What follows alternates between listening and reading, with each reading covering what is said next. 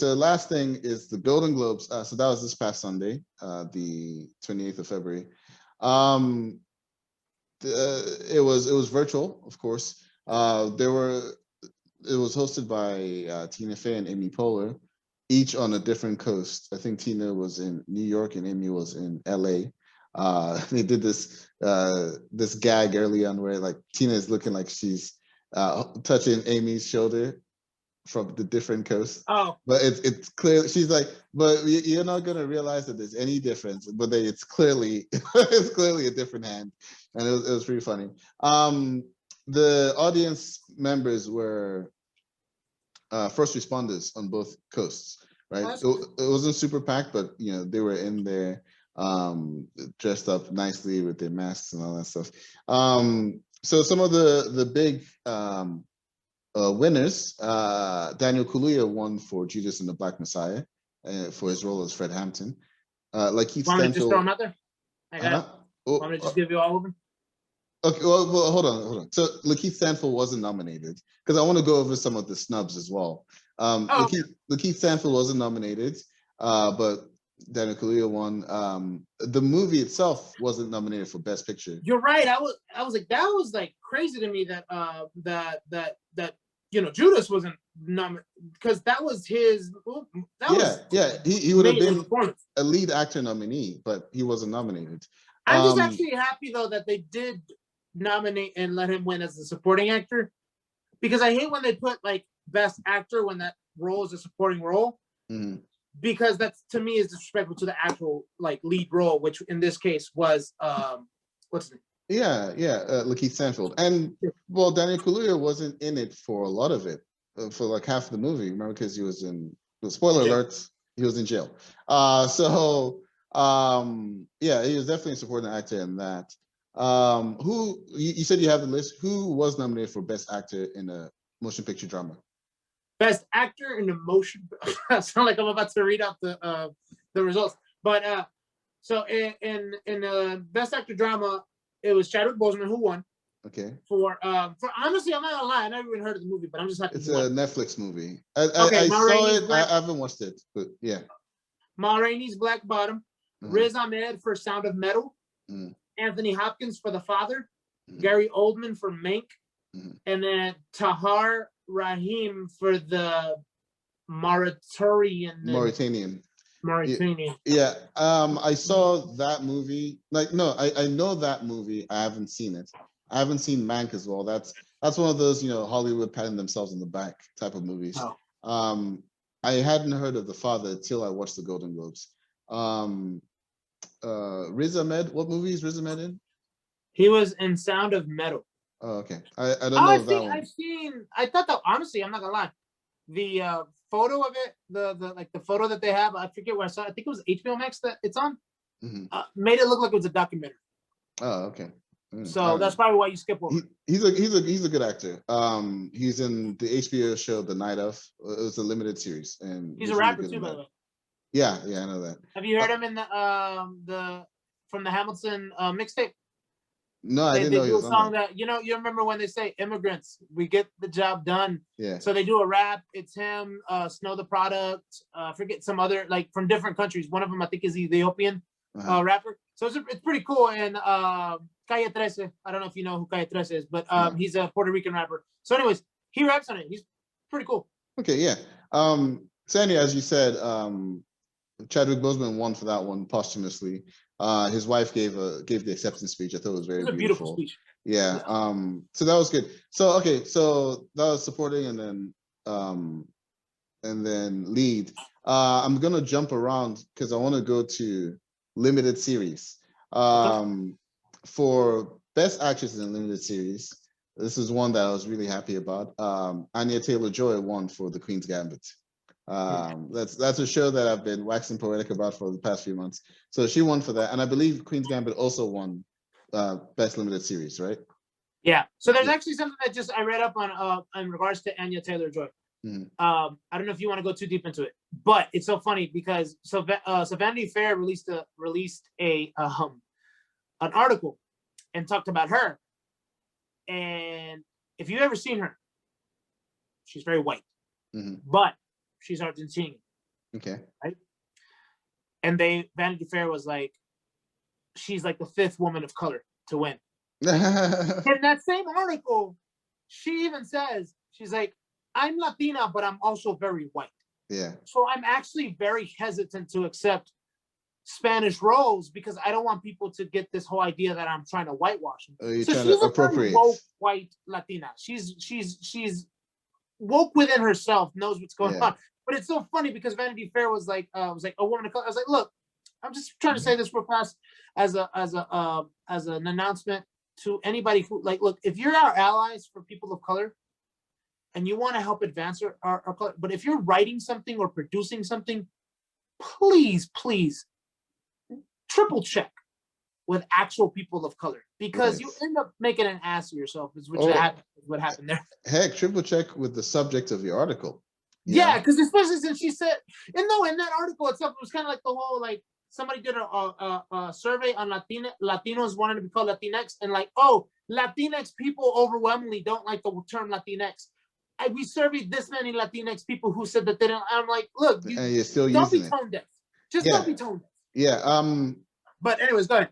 So I guess the point is that just because you're from South America, it doesn't necessarily mean you're a person of color. And I know that's quite prevalent in Argentina. A lot of Caucasian. Argentina is a European. They consider it a European Latino country. Yeah, and I know that a lot of the Nazis that left Germany, they went to Argentina. They went to Argentina to, like, hide away and stuff.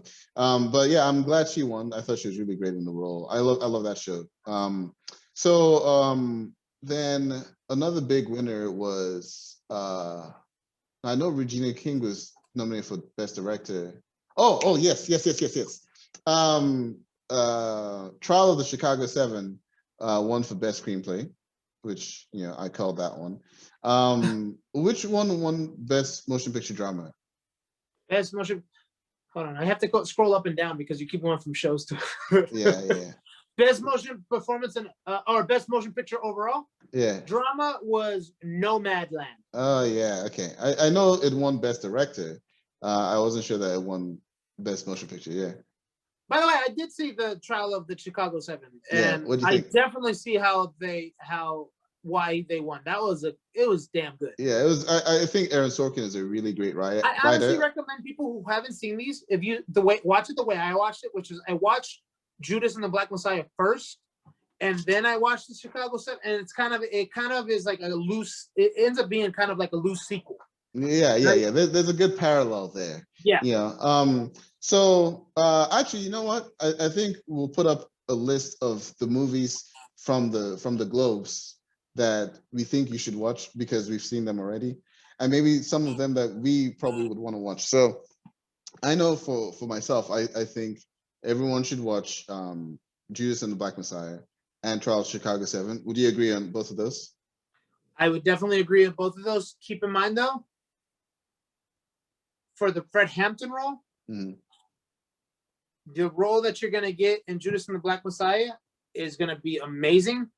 The one in the Chicago 7, the performance isn't, but it's just a different interpretation. The performance wasn't there, but that's also because he wasn't the focal point of that movie. He wasn't the focal point. So they didn't feel like they had to, like, get the right, whereas Daniel Kaluuya absolutely killed it. He said he took up smoking. There were certain things he did to get his voice to be, like, really gravelly and like. And I told you, man, I love it, man. I'm a fan of the way he talked, man.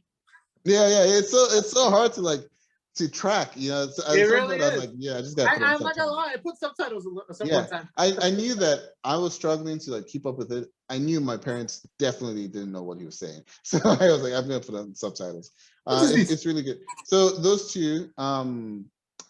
As far as TV shows, I think Queen's Gambit for sure. I always liked The Crown. I was really happy that Emma Corrin won for The Crown, supporting actress, right? No, lead actress. You know what's crazy to me? Borat. Yeah. Oh no, Borat. The Hollywood Foreign Press. Didn't he win the Golden Globe for the original Borat too? Yeah. The Hollywood Foreign Press loves Borat. So I actually wasn't that sure. I'm gonna watch. So one of the big questions that me and Zino were asking about was to ourselves. Yeah. And I guess we would ask to you guys is, would the Golden Globes make you want to watch some of these roles? Most times, no. Like, honestly, like, for example, The Father, I looking at it, some of these shows are just like you said, they pat themselves in the back, like, oh my God, Anthony Hopkins. This is your annual nomination, It's kind of like one of those. Mank is specifically about patting themselves in the back because it is about one of these old Hollywood producers or directors who made, God, I can't remember the name of the movie that the guy made, but the guy that is being portrayed by Gary Oldman.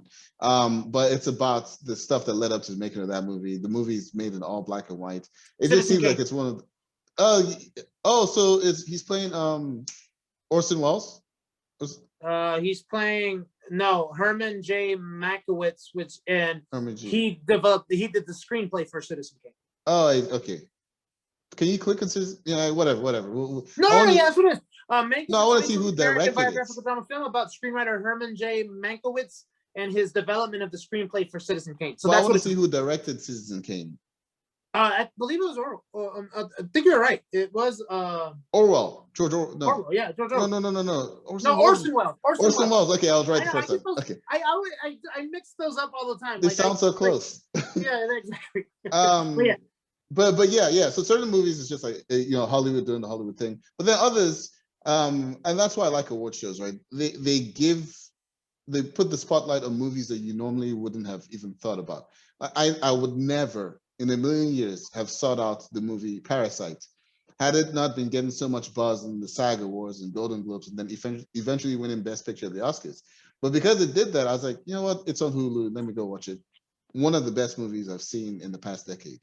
It was incredibly, and it's one of those movies that that they would create like people would make essays out of it. Yes. It's kind of like, honestly, I'm not gonna lie. One of the shows that I think a show that a lot of essays can come about is from WandaVision. Had to do with the post-traumatic stress. So that would happen, right?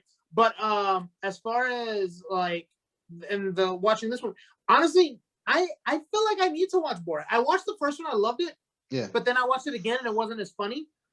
I'm thinking that's going to be the same thing. I'll tell you my review of Borat, like quick review, which is that it's funny.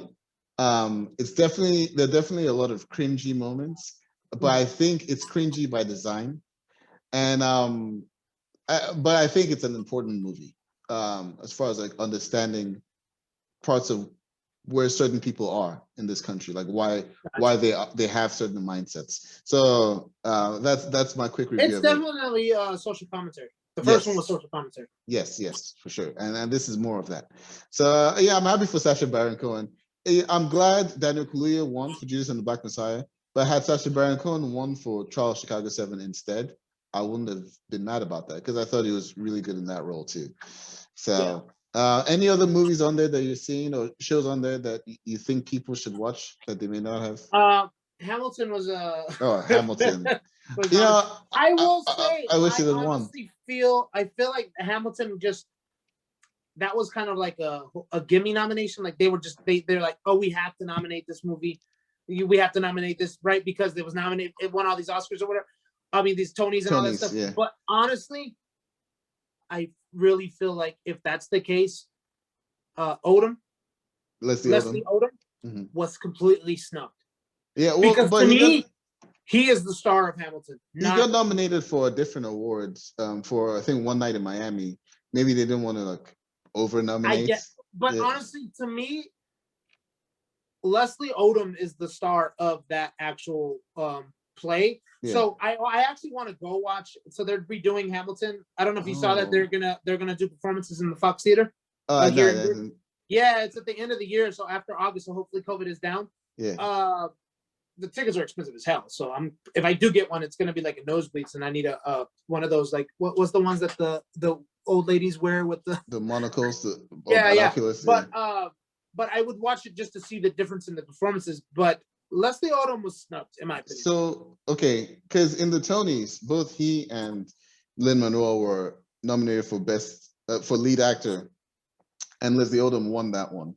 Whereas here in the Golden Globes, it was just Lin-Manuel that was nominated. You think if they were going to give them one nomination, you think it should have been Leslie Odom instead of Lin-Manuel? Honestly, I don't think they should have. The fact that it was released, the fact that I think honestly, I feel like the reason it wasn't nominated as much as it could have been was because that performance was from 2012, right? It was wasn't a proper like, theatrical.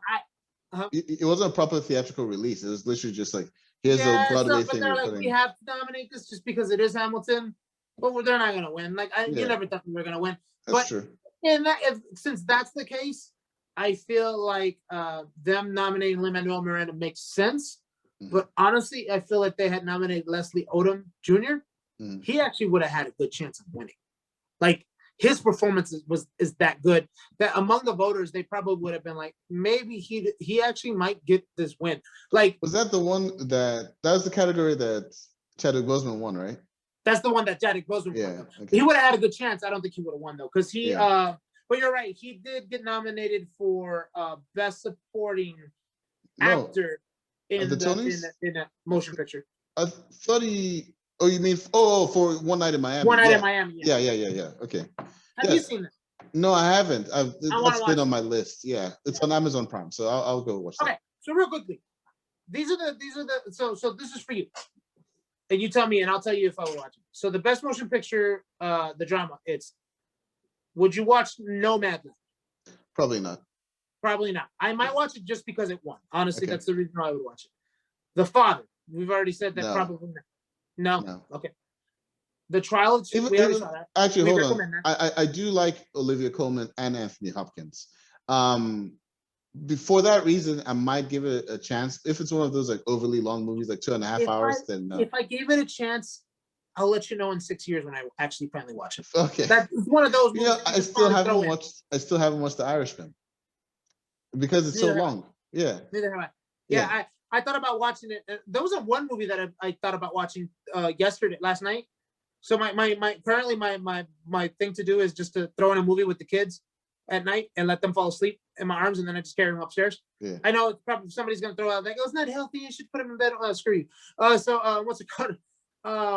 There was one movie, I forgot what it was, but it was like, you're right, 2.5 hours, like pushing it, but 3 hours, like that's how long The Irishman is. No, I'm gonna do that for Avengers and nothing else.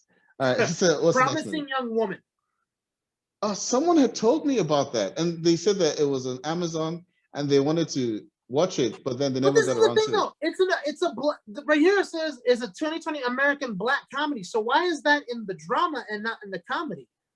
Yeah. Well, it's kind of like the Martian one for the comedy because they just didn't want it. They didn't want it. I guess they wanted it to win because they're like, it's not gonna win the drama. There were some comedic moments like the pooping on the cell to make potatoes. Your disco music sucks. And somehow that's how it became a comedy. I don't know. Yeah, and then you just wanted to give Matt Damon a win. I wouldn't watch Mank. Mank isn't my type of movie. But The Promising Young Woman, you might go ahead and watch it. I might, just because I've heard positive things from someone else. So yeah, I agree with you on every single one. I can already tell you, I'm not gonna watch this one. The Prom. No. Yeah. Yeah. Palm Springs, I watch. Yeah, I like Andy Samberg, so yeah, I might watch that.